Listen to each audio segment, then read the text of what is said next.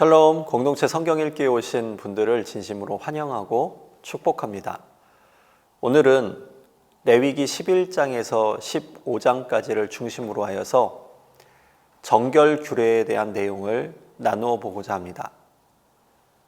이 정결법은 레위기 율법에 있어서 굉장히 중요한 부분을 차지하고 있습니다. 소위 제의적인 정결로서 이 정결법을 다른 언어로 표현한다면 깨끗함이라고 해석해 볼 수 있습니다. 레위기 11장은 음식에 대한 정결, 레위기 12장은 출산에 대한 정결, 그리고 레위기 13장, 14장은 피부병과 곰팡이에 대한 부분, 그리고 레위기 15장은 유출병을 다루고 있는데, 이는 하나님의 백성으로서 이 거룩한 부분을 다루고 있습니다. 하나님은 거룩한 분이시기 때문에 하나님의 은혜 아래 거하기 위해서는 우리 자신을 정결하게 돌볼 수 있어야 합니다. 그러므로 레위기의 정결법은 이 이스라엘의 진중에서 하나님의 거룩성을 보존하는 그러한 역할을 감당합니다. 하나님께서 이스라엘과 함께 계셨기 때문에 이스라엘은 이 정결성이 보존되어야 됐습니다. 이 율법들은 이스라엘 백성과 제사장에게 이스라엘 진영을 어떻게 정결하게 보존할 것인가에 대한 이 지침을 우리에게 주고 있습니다. 그래서 이 고든 웬함이라는 구약학자는 이 정결법에서의 거룩을 이렇게 해석하였습니다. 이 거룩이라는 것은 단순히 하나님을 섬기기 위하여서 따로 구별되어져 있는 것 그 이상의 의미를 가지고 있는데, 이것은 완전성과 완결성을 의미한다, 이렇게 이야기하면서 창조의 본래적인 질서를 따르는 동물들은 정결해야지 되는데, 이 종들을 모호하게 하는 듯한 동물들을 부정한 것으로 성경은 간주하고 있다, 이렇게 말합니다. 이리하여서 레위기 11장에서 정한 짐승과 부정한 짐승은 이렇게 해석을 해볼 수가 있습니다. 어떤 형태로든 이 경계성을 위반하는 동물들은 부정합니다. 예를 들어서 지느러미와 비늘이 없는 물고기 부정하죠. 곤충 가운데에 날기는 애도 다리가 많은 곤충들은 부정합니다. 반면에 날개를 가지고 있고 오직 두 개의 뛰는 다리가 있는 메뚜기들은 정결합니다. 또한 정형화되지 않은 동작을 취하는 동물들, 즉 기어다니는 동물들은 부정합니다. 이 레위기 11장의 중심 구절은 44절과 45절의 말씀으로 우리가 꼽아볼 수가 있습니다. 나는 여호와 너희의 하나님이라. 내가 거룩하니 너희도 몸을 구별하여 거룩하게 하고 땅에 기는 길 짐승으로 말미암아 스스로 더럽히지 말라. 나는 너희의 하나님이 되려고 너희를 애굽 땅에서 인도하여 낸 여호와라. 내가 거룩하니 너희도 거룩할지어다. 이 레위기 11장 44절에 중요한 두 개의 단어가 나오는데, 하나는 거룩이고 또 하나는 구별이라는 단어입니다. 거룩하게 구별되었다. 이 두 개를 합치면 거룩하게 구별되었다, 성별이라는 단어가 나오게 됩니다. 또한 이 성별은 44절에서 몸을 구별하여 거룩하게 하라는 말씀인데, 이것이 음식에 대한 부분에도 함께 적용되는 것을 볼 수가 있습니다. 우리가 성경을 보게 되면 이 노아의 홍수 이야기에서 정한 짐승과 이 부정한 짐승의 구별이 생겼습니다. 그리고 동물의 식용은 노아 홍수 이후에 피를 먹지 말라는 전제 아래 허락이 되었습니다. 하지만 이 규정은 이스라엘에게만 주신 제의적인 법이 아니라 모든 인류에게 주신 법이었습니다. 이후에 시간이 흘러서 시내산 언약에서부터 이스라엘은 정한 동물만 먹을 수 있도록 규정하고 있는데 이것이 바로 정결법입니다.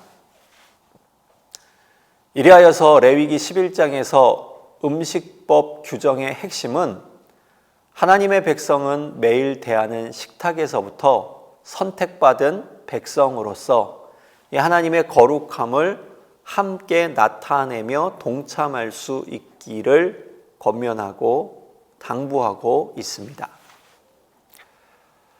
레위기 12장은 출산에 대한 정결을 다루고 있습니다.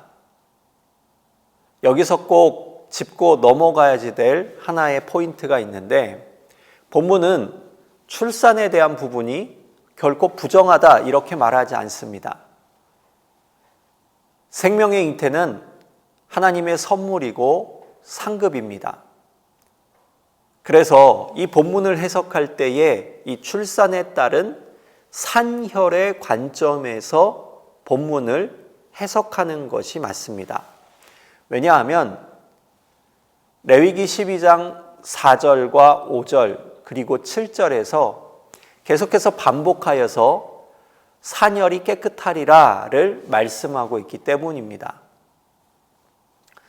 산모는 아들을 낳으면 7일 동안 부정하고 또 33일이 지나야 산혈이 깨끗해진다고 말씀하고 있습니다.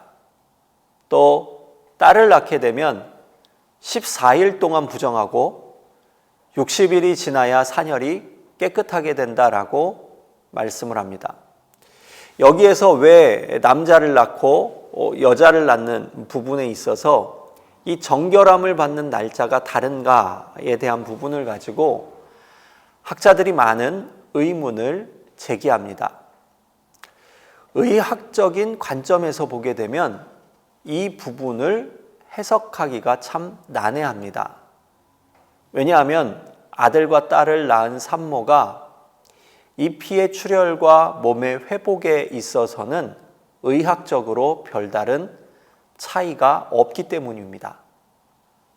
하지만 오늘 본문을 생명 존중과 이 사랑의 관점에서 해석을 한다면 이해가 다릅니다. 산모가 출산 후 몸이 약해진 상태에서 사람들과의 격리 과정을 통하여서 면역력이 회복되죠. 또한 문화적인 관점에서 봤을 때에 이 고대 사회에서는 남아 선호 사상이 강했기 때문에 산모가 딸을 출산하게 되면 비교적 그 축하의 범위가 많이 축소가 되었습니다. 이리하여서 아들보다 딸을 출산하였을 때 산모는 더 충분한 정결기간과 회복기간을 하나님께서 허락해 주심으로 말미암아 몸조리할 수 있는 시간을 충분하게 만들어 주신 거죠. 이 정결법은 사람들과의 접촉을 차단함으로써 산모가 감염이나 질병을 피할 수 있도록 보호해 주셨고 이 과정을 지난 후 산모는 아이와 함께 하나님께 속죄제와 번제를 드리게 됩니다. 이때 속죄제와 번제물의 제물은 형편에 맞도록 양이나 또는 집비둘기나 또는 산비둘기 2마리를 바치도록 하여서 모든 산모가 정결법을 마치고 하나님께 속죄제에 참여하시게 하게끔 제정하셨습니다. 그래서 누가복음 2장 24절의 말씀에도 보게 되면 마리아가 아기 예수님을 낳고 정결법에 따라서 산비둘기 또는 집비둘기로 속죄제를 드렸다라는 기록이 있습니다. 이를 통하여서 요셉의 가정이 경제적으로 부유하지 않았음을 짐작해 볼 수가 있습니다. 다음으로 레위기 13장과 14장은 피부병과 곰팡이에 대한 정결 규례를 기록하고 있습니다. 우리 성경에는 이 피부병을 나병으로 기록을 하고 있는데 이 히브리어 성경을 보게 되면 이 단어를 차라아트라는 악성 피부 질환으로 기록하고 있습니다. 이 차라아트는 사람의 피부에 생기는 질환입니다. 또한 사람의 옷이나 또 가죽 또는 건물의 벽을 상하게 하는 질병입니다.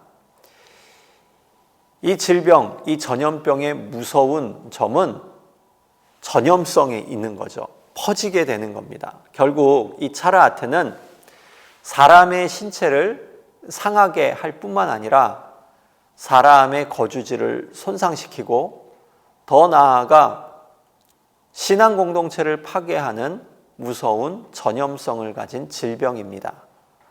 이리하여서 하나님은 이스라엘에게 자신의 몸뿐만 아니라 자신이 사는 환경에도 이 정결함을 유지하라고 말씀하고 있습니다. 이 악성 피부 질환이 생기게 되면 그 환자는 제사장이 부정하다고 선언을 하고 이 제사장의 선언을 통하여서 성소와 이스라엘 공동체가 이 악성 전염병으로부터 구별이 되도록 조치를 해야지 됩니다. 여기에서 중요한 부분은 악성 피부 질환을 가진 환자를 제사장이 진단하고 부정하다라고 선언할 뿐 그를 죄인이다 이렇게 정죄하지는 않는다는 것입니다. 이 악성 전염병의 근거를 차단하는 것이 목적이지 악성 전염병에 걸린 사람을 정죄함이 목적이 아니라는 사실입니다. 그래서 레위기 13장 5절과 6절 그리고 7절에서 반복하여서 나타나는 문구는 피부에 퍼지면입니다. 초점, 즉 핵심은 퍼졌느냐 그렇지 않느냐에 있습니다. 이 레위기 14장은 악성 전염병자의 정결 규례를 다루고 있습니다. 제사장은 환자를 살펴보고 살아있는 새 2마리와 백향목, 홍색실, 우슬초를 준비합니다.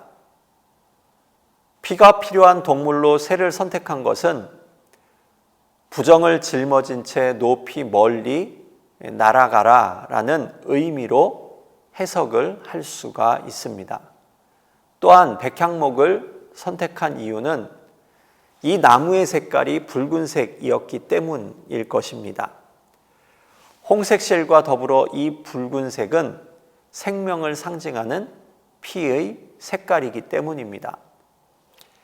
우슬초는 무언가를 이렇게 찍어서 뿌리기 위한 도구로서 성경에서 언급이 됩니다.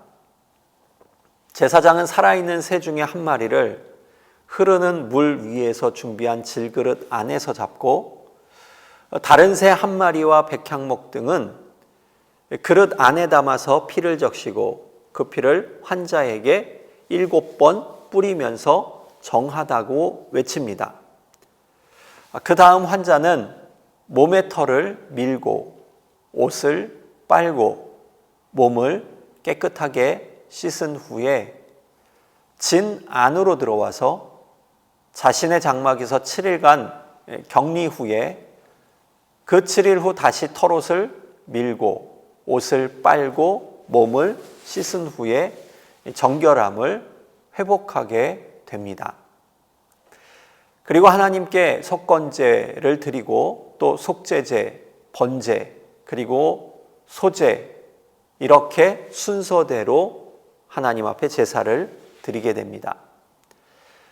가난할 경우에는 속건제, 속죄제, 번제, 소제의 순으로 각기 다른 제물을 가지고 형편에 맞춰 하나님께 제사를 드리게 되어져 있습니다. 마지막으로 레위기 15장은 유출병에 관한 정결규례입니다. 유출병 또는 이 유출증은 남녀의 생식기에서 피와 정액 그리고 또한 어떤 분비물이 나오는 것을 이야기합니다. 여기에서 말하고 있는 이 만성 유출에 대한 부분은 현대의 의학 용어로는 임질과 같은 성병의 증상입니다. 이 유출병은 매우 개인적인 상황이기 때문에 제사장이 판정하지 않습니다. 각자가 유출병에 대한 부분을 알 수 있고 또한 느낄 수 있으며 주변의 사람들이 상대를 대할 때에 이 유출병 환자에 대한 부분을 충분히 냄새로나 또는 시각적인 부분을 통하여서 인지할 수 있기 때문입니다. 먼저 이 유출병이 걸린 사람이 누웠던 침상, 그가 앉았던 자리, 안장, 모든 것이 부정하게 되고 그가 손을 씻지 않은 채 누군가를 만지게 되면 그 사람 역시 부정해집니다. 또한 그가 질그릇을 만졌다면 깨뜨려야 하고 나무 그릇일 경우에는 물로 깨끗하게 씻어야 합니다. 다음으로 유출병자와 접촉을 한 사람이 있으면 그는 옷을 빨고 물로 그의 몸을 씻어야지 되고 저녁까지 기다려야지 됩니다. 이 유출병에 대한 정결 규례는 다음과 같습니다. 유출병에 걸린 사람이 나았을 경우 그는 일주일을 기다리게 됩니다. 그리고 일곱째 날 자신의 옷을 빨고 흐르는 물에 자신의 몸을 씻으면 정하게 됩니다. 그리고 여덟째 날에 그는 비둘기 2마리를 가지고 성소를 찾아가서 각각 속죄제와 번제로 드립니다. 이를 통하여서 그는 속죄되고 하나님의 백성으로서 완전한 삶이 회복됩니다. 무엇보다 레위기 15장에서 이 여성의 월경에 대한 해석은 관대합니다. 이 월경 중인 여성을 향하여서 부정하다라고 명시하는 표현이 없다는 것을 우리가 주목해 볼 필요가 있습니다.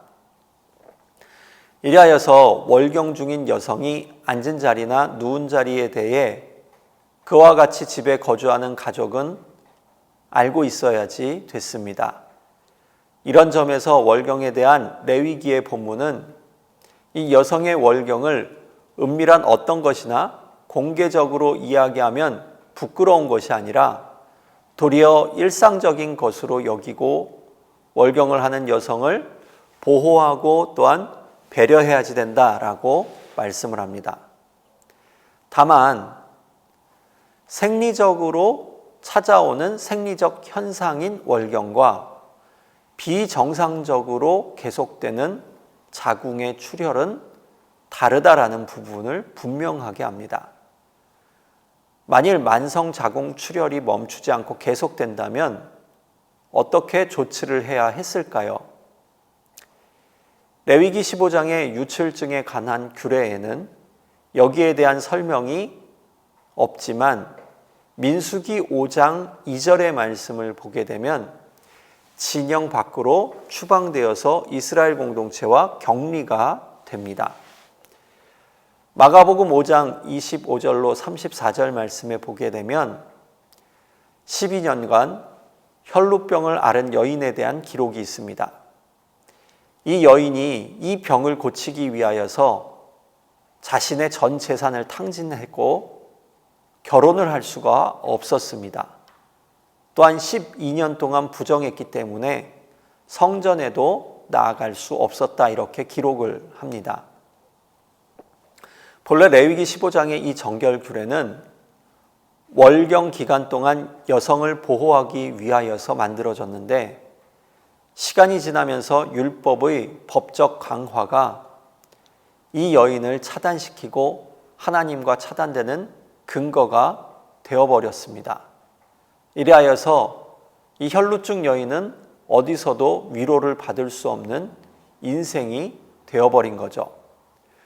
마가복음에서 예수님은 이 여인에게 다음과 같이 말씀합니다. 내 병에서 놓여 건강할지어다. 이 말씀은 혈루병 여인에게 육신의 치료 외에 그동안 세상으로부터 외면당하고 또 홀로 서야만 했던 그녀의 마음 가운데 주님의 특별한 이 긍휼과 사랑으로 치유와 회복이 되는 놀라운 사건을 다루고 있습니다. 정결 규례의 핵심은 거룩을 통한 정죄가 아니라 하나님의 사랑에 근거한 거룩입니다. 사람의 가장 기본적인 욕망은 식욕과 성욕이라고 할 수 있습니다. 이리하여서 가정에서 가장 중요한 자리는 식탁과 침상인데 이 두 곳은 모두 생명과 연결이 됩니다. 거룩하고 정결한 가족 공동체를 유지하기 위해서는 식탁에서부터 침상까지 정결해야지 된다는 것이 바로 이 레위기 정결법입니다. 나아가서 그 선한 영향력이 우리가 생활하는 이 사회에 전달될 때에 하나님의 뜻이 이 땅 가운데 이루어지는 축복의 통로가 될 수 있습니다. 이제 레위기 11장에서 15장의 말씀을 묵상하며 레위기의 정결 규례를 만나보시기 바랍니다.